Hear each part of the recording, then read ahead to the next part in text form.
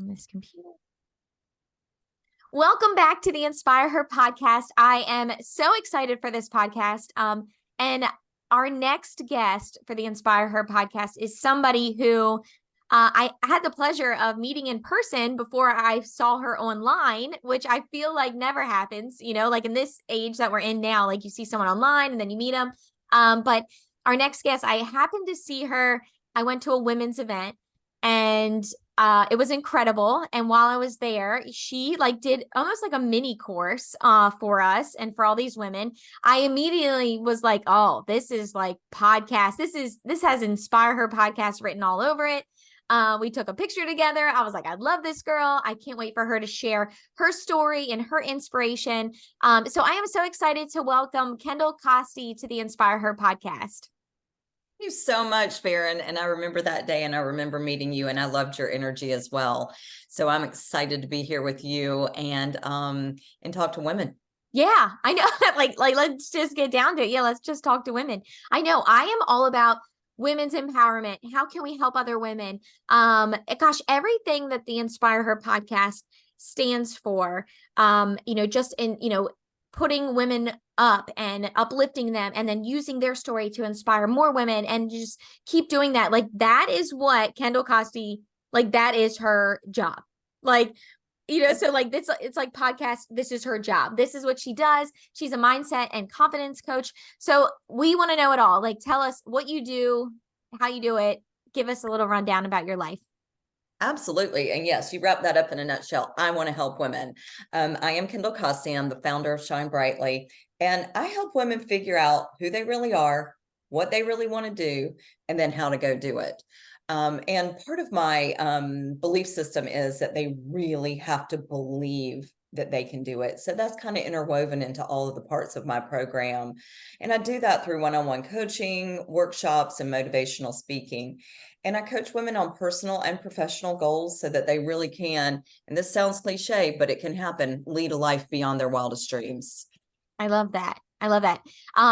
Okay, so I would love to, this is a great segue because one of the things you said, and messaged you, I was like, it has stuck with me since I've seen you. So it's been a couple months.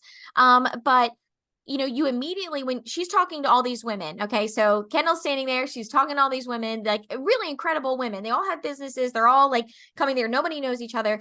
And she tells everybody, one of the things was imposter syndrome. And I remember you said about business and how sometimes, people will think oh, everyone else is doing it. Cause you said about realtors and stuff. And immediately I was like, yeah. And I looked around and everybody was shaking their head. We all feel that way, this imposter syndrome, or everybody's doing it. So I can't do that. But you squashed it. You were like, that is absolutely not true. So I feel for you, your job, tell us about that, because that's inspiring.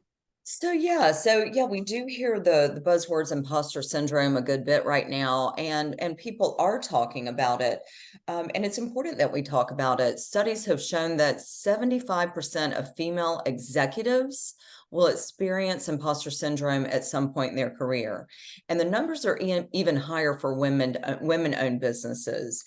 So what is imposter syndrome? It's when people doubt their skills, their talents, or their accomplishments and fear being exposed as a fraud. So they could be 100% qualified for what they do, but there's still this little seed of doubt in our mind. Do I know what I'm doing? And the answer is yes, but we let that little bit of fear and doubt creep into our system, and sometimes we shut down. And one of the most important things that I think we need to remember when we're talking about imposter syndrome, this is not a lack of confidence. It's a who am I problem. And once we kind of solidify who am I and kind of develop that confidence and that mindset along with who am I, we're stronger to share whatever message or whatever product or whatever service that we're offering. We're stronger. So that's why that is also part of my program, is figuring out who am I authentically, so that fear and doubt, when they do creep in, I figure out how to overcome it and not let it rule my decisions, either in business or personally, so that I can move forward. that is so important that you said that, because I do think, before hearing you literally just now, anytime I do have self-doubt, you do think it's a confidence problem, because Mhm. you see other women and they're like crushing it, or you think they are, because we're on social media and it looks like everybody's crushing it. And so you do think, oh, it's just me. I'm not really that confident. I can't put myself out there. But you're right. It is, if we know who we are, then we can authentically just work off of that. But so what would you say, like, for somebody who feels that, like, and that you're telling them, okay, you need to figure out who you are. Like, what's the first step you would tell somebody to figure out, who am I for this business, in this world, whatever? Absolutely. So I'm going to take it back just one step and describe some of the indicators that you may be having imposter syndrome so that people can recognize it. And then we get into, okay, how are we going to overcome this, or how are we going to get better at this? And one of the first things called the 4 Ps of imposter syndrome, one of the first thing is perfectionism. Many of us will wait to present something to our clients or to our friends or to the general public until we have it perfected. Guess what? There is no such thing as perfection. I have learned that on my own. I bet I've changed my website 150,000 times since I launched, and it's never perfect. So what we need to strive for, we need to take out perfectionism as part of our process and be like, okay, when I get something 70% of the way, it's ready to roll. And that can be a product. And it's not like you want to present an inferior product, but we're always going to have a better, something better, something better. And really, we need to be comfortable with the product or the service that we do have and roll with that. Another indicator is paralysis, and that's when we simply avoid tasks. We blame others, we freeze up, we just don't move forward because we are so afraid of making a mistake. People pleasing, another buzzword, but it's because it really exists out there. And when we are people pleasing, we are not being true to ourselves all the time and being able to figure out a work-life balance, right? Which I think all women struggle from because we have a lot to do. And then procrastination. And what procrastination looks like for me is being real busy during the day, but not getting anything done. Like I can start on a Monday, work what I feel like is 24 hours a day. And I'm like, I made no significant progress in my business, but boy, oh boy, did I feel busy. That's imposter syndrome because we're afraid of moving forward. We're just afraid of moving forward sometimes. So back to your question, knowing who you are, I think the biggest part of knowing who we are is finding our authentic self. And there's a quote from Brene Brown, who, if you don't listen to Brene, it's amazing, life-changing stuff. And she says that authenticity is the daily practice of letting go who we think we're supposed to be and embracing who we are. Love it. And I love that too. And, women, I love being a woman. I also love men, but we have a way different life than men. Women have some problems with figuring out really who they are and the times of their life. My son is 27. I'm an empty nester and a single gal. So I have a lot of time to figure out who I am. And it's been a journey. I didn't necessarily know who I was in my 30s and 40s because I was busy being a mom, being a breadwinner, being all the things. And so what we end up with is kind of a mask of ourselves, of who we think we're supposed to be. And when we get down to who we are without that mask and that perfectionism and not letting anybody or letting people see for the first time the real you and your struggles, you really start figuring out who you are. So that's the first thing. And then we think about the roles that we play as women. Farron, tell me all the things that you have to do in one week as a woman. Like, all the things. All the things, you have to Things, do yeah. all the things, right? Yeah. Yeah. You have to do all the things. And, we've accepted that as part of society. If you have a spouse that helps you do some of the things, that's fantastic. I didn't. I did all the things, and that was just the mode of my life. And we have to know that sometimes we have to play certain roles at different stages of our lives. And sometimes we get to decide our roles. And, I'm in that stage right now, and it's really kind of beautiful thing. And then we've got to figure out who we were, and it's not necessarily the same as who we are today or where we want to go. So there's a lot of things. I think the first question or the first place to start is allowing yourself to think, do I know who I am? And if not, why not? Yeah, that is that is so powerful because we do as women, yeah, we take on all these different roles. It's crazy you were saying like men and women and we're so different and all and like they don't really have this because that was one of the reasons, for me with this podcast is I would go to these women events and I would meet incredible women and they would own businesses and whatever and I would say, "Oh my gosh, you're amazing." And they were like, "Oh, well, it's just this." Oh, it's just that, and they would like downplay their success. I'm like, what are you talking about? You own a catering business. Like, you're incredible.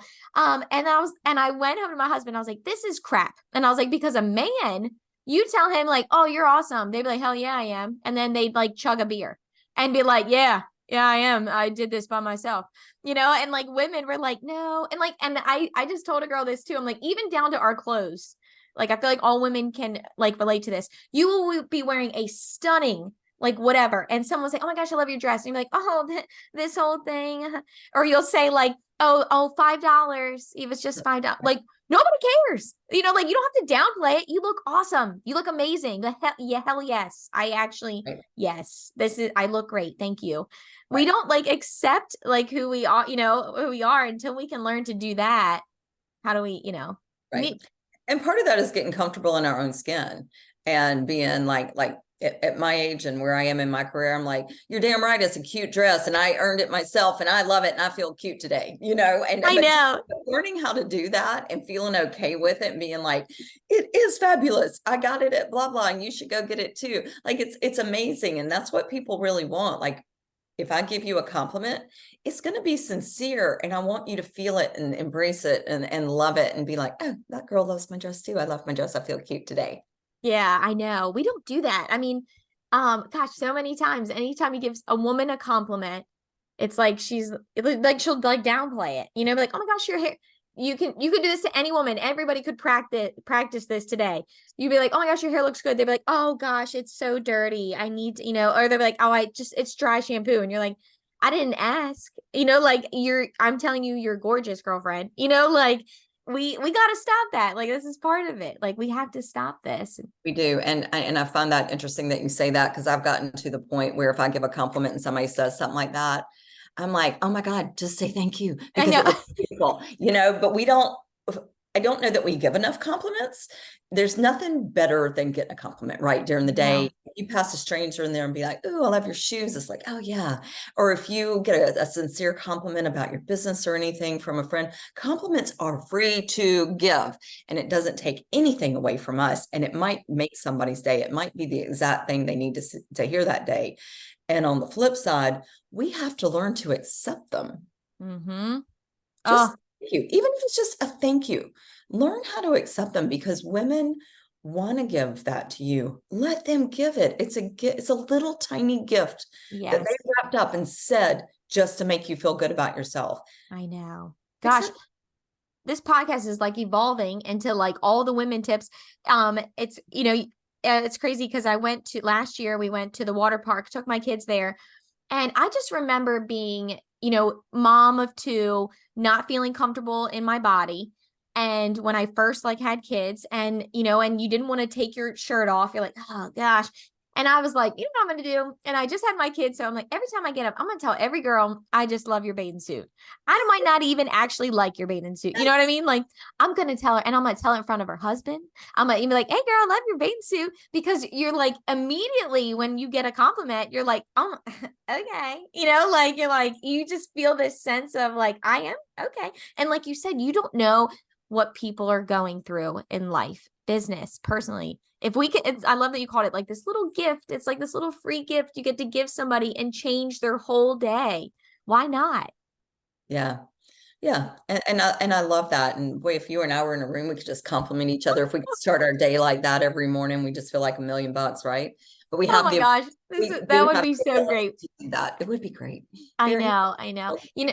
You said about women accepting compliments. I just read this thing also about how don't start, I don't know where it was, and I'll have to send it to you after this, but it was somewhere I found it, and it said about how we say sorry all the time as women. And like, well, like, sorry, I can't do this. And like, change your sorries for thank yous and be like, thank you for understanding. I'm not going to be able to make it today, or like, thank you, like, thank you, whatever. Like, but I'm not sorry, like, like but we do that. It's again, like downplaying ourselves, like, oh, sorry, for everything. Oh, sorry, sorry, sorry. It's like, no, we're okay. Like, have some Right. confidence. Yeah. Exactly. No, and I do love that.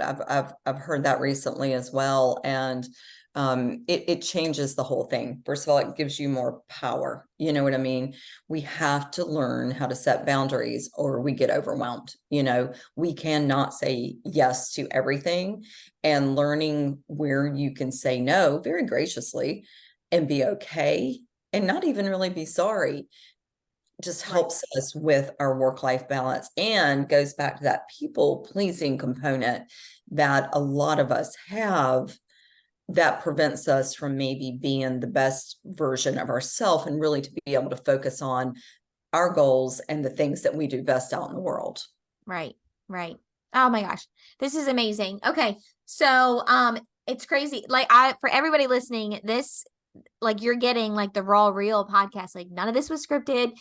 She had no idea of any questions, and none of these are questions that I even wrote down. Like, 'cause I love like, it. and we just were like, we went this way instead of that way. And I love it because, truly I was inspired listening to you talk. And, one of the things, that you were kind of talking about when we had this women's event, you were talking about like things that you do daily, like to get yourself started. Would you want to give like the listeners, what do you do daily to get yourself going, to get yourself like pumped up for your day? Yeah, I'd love to. And, just like everything else in the world, I can't claim that I do this 100%, but on the days that I do it, my days go much smoother and I don't have quite as much chaos and I am actually more productive.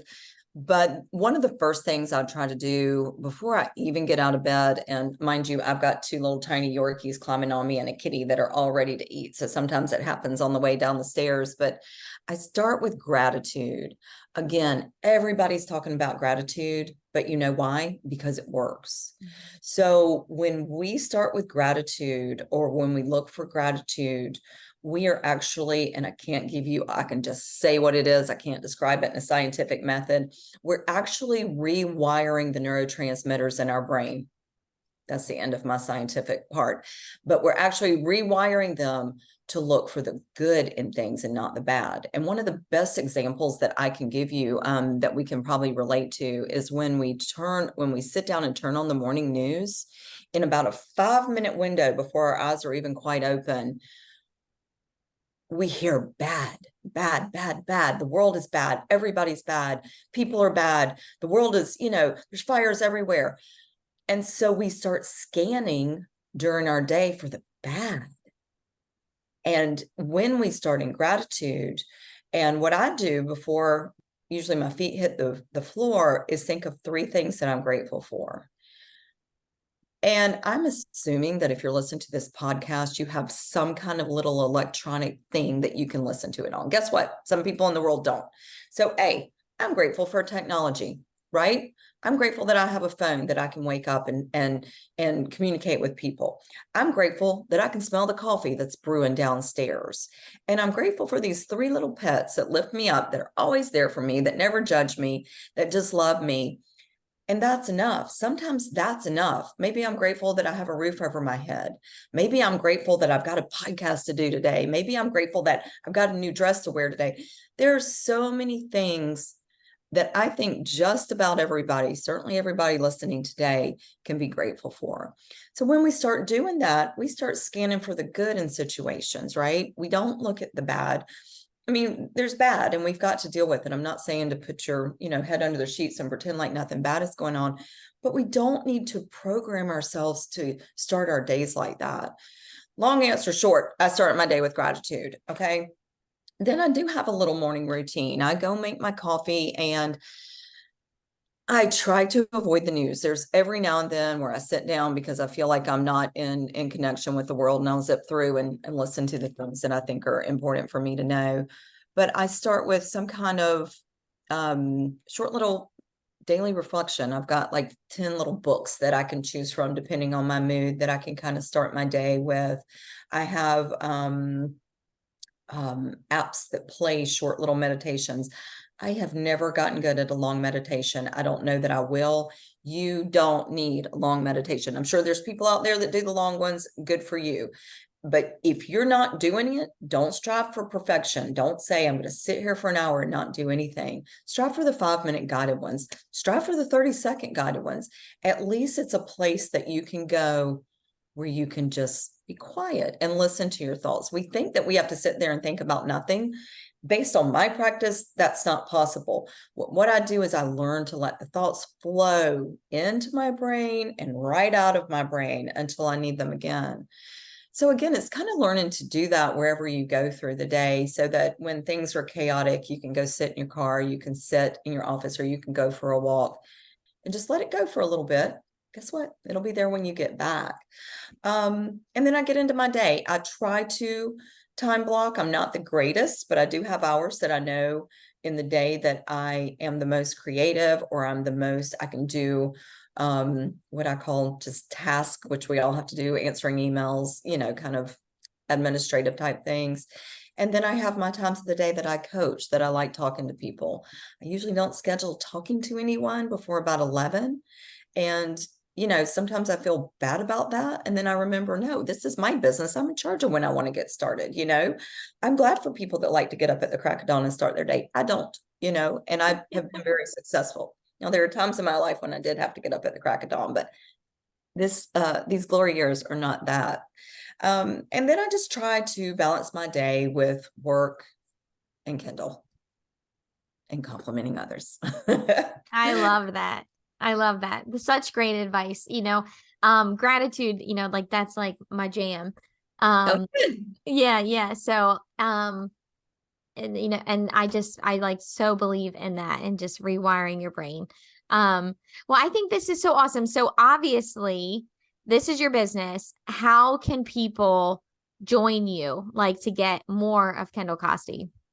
Yeah, I would love that. So I'm really easy to find. My Instagram handle and my website are the exact same. Coincidence, I think, but it was a beautiful plan. And it's shinebrightly.me. So shinebrightly.me. And there's information on my website about my one-on-one coaching, my workshops. And when I say workshops, I mostly do vision board workshops, which are so much fun. And it's really a good chance for women to bond and really try to figure out what they want to do in life. And then my motivational speaking. So I'm super easy to find information on that. I do one-on-one consultations for free. So if you're interested in learning anything else about my business or what I can do for you or your group of women, you can easily do a little request on my website. And then I try to stay current with my Instagram. Instagram is somewhat new to me. I sub it out because I can't do all that myself, but I try to live on my Instagram page like I live in my life and provide funny things, inspirational things, and educational things. I love that. I love that. Yes, you are really great to follow. I know you just said like about your Instagram, like, oh, I saw that. It's really pretty for one, and and it is inviting. And so I love the things that you share. I feel like it just says a lot about you. For anybody listening, definitely go follow Kendall. Even just following her, tagging her, sharing her stuff. Because it really is like it screams women empowerment. Like it screams like, yes, I can do this. Screams confidence. So make sure that you tag Kendall, tag the Inspire Her podcast. When you listen, we want to hear about it. We want to hear if anything spoke to you. And yeah, so Kendall, I'm so excited. Thank you for being a part of this podcast and being a part and sharing like your story and tips. And I know people are going to love it. Well, good. It was such an honor. Everybody have a great day. Yeah. Shine Have a good day. on, Bye. everyone. Bye-bye.